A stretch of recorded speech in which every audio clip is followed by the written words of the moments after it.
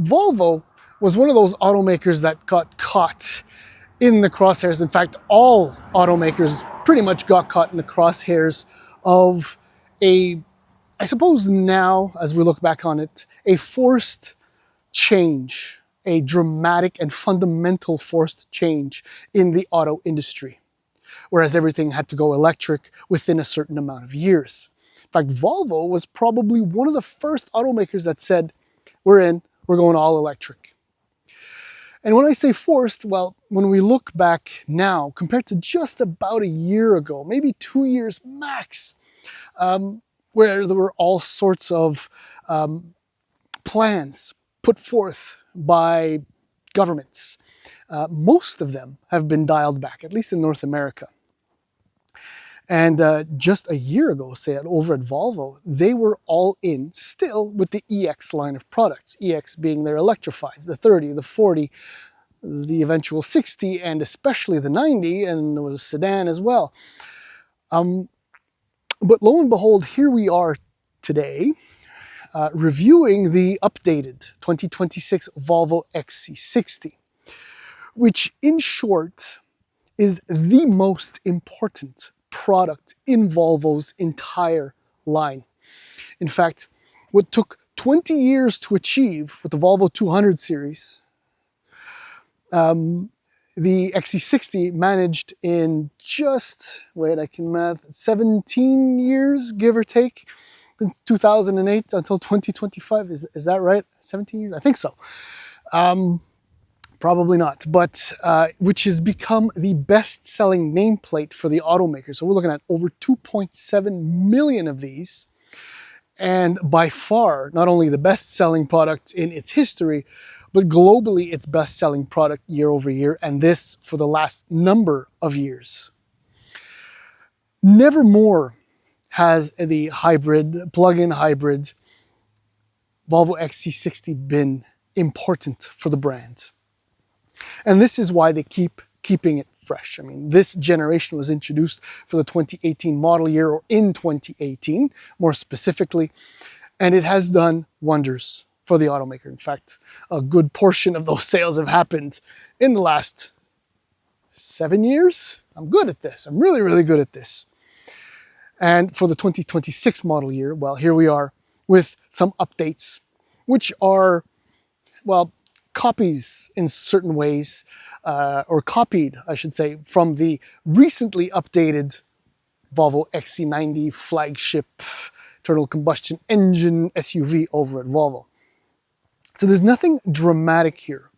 But the thing is, the XC60, the XC90, the XC40, and all of the others have always been really damn good premium vehicles.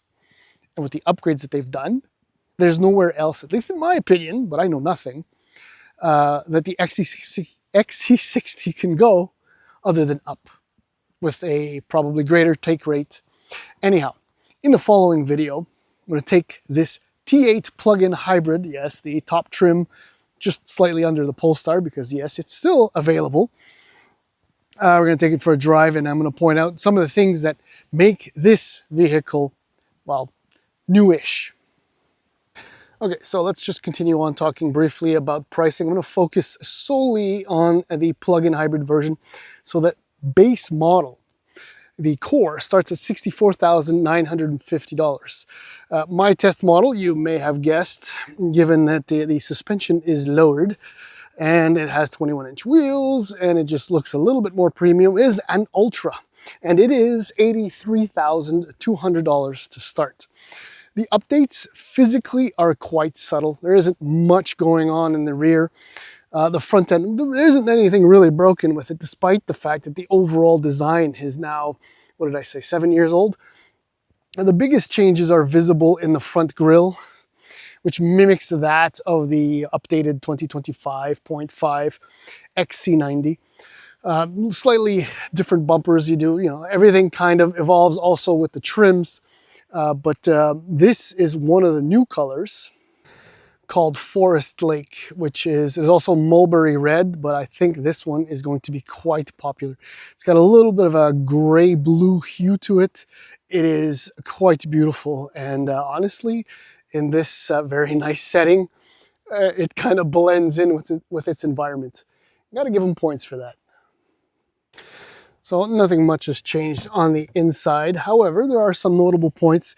Seating is still wonderfully spacious, comfortable, supportive. Fit and finish in these vehicles is always above expectation. I don't know why. Perhaps maybe many of us think that Volvo isn't quite as premium as it's supposed to be, but it is a beautiful place. The most notable changes are right there and right here. There's a new steering wheel design. Looks great, very fatty grip. I love the two-tone though. I imagine that will get dirty in time.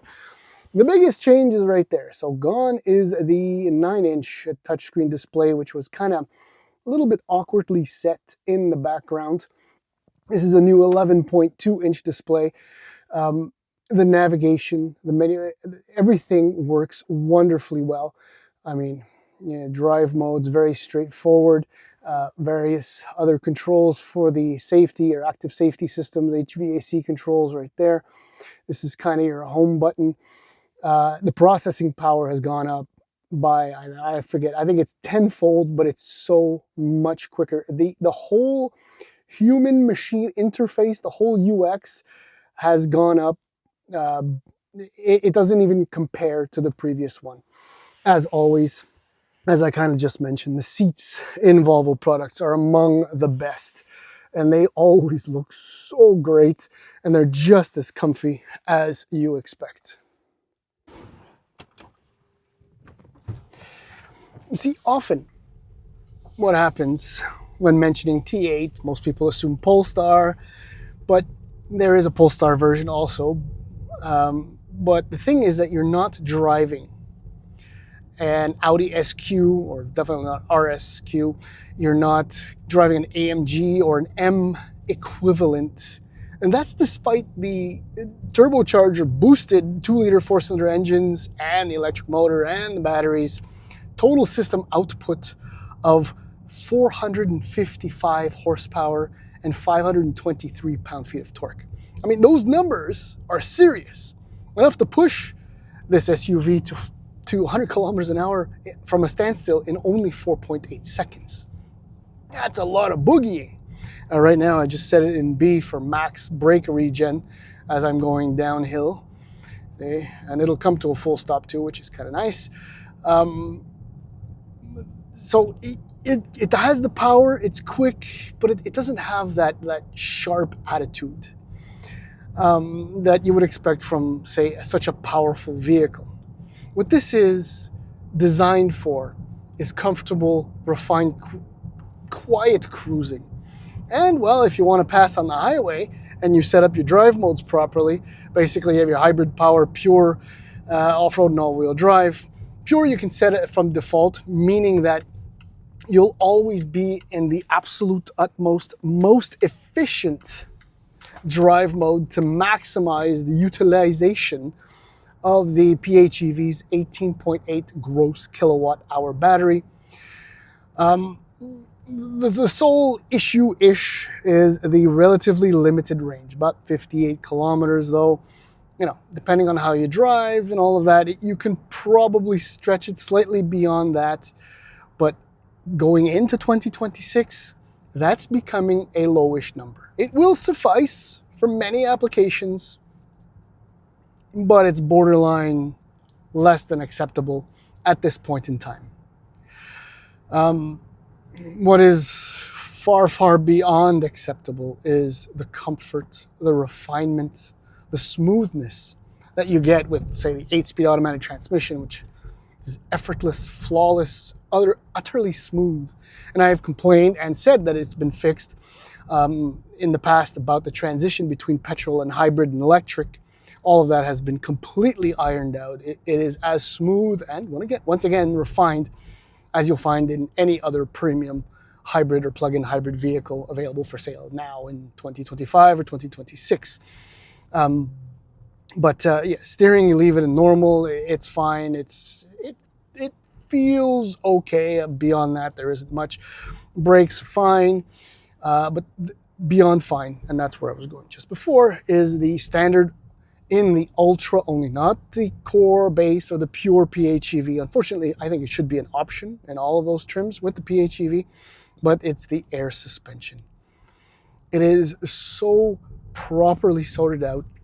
Even on the country roads I just was here in Ontario, the quality of the ride is impeccable. I got through some twisties. It's just effortless, easy, breezy, beautiful Volvo XC. Unfortunately, it can't be set individually, I mean, apart from the drive modes, but it's so properly sorted and tuned as is that it doesn't really need to be tinkered. And I think that probably speaks more to what the XC60 T8 PHEV is all about. This is a wonderful premium plug-in hybrid electric vehicle. It just could use, at least on paper, maybe not even in the real world, a little bit more range. I've said this in past Volvo reviews, and I always find myself with a soft spot for their products. I've had a few in my family in the past, as I've noted in some of my Volvo reviews on Motor Illustrated's YouTube channel in the past. And I always kind of have to try and find a way to really complain about it.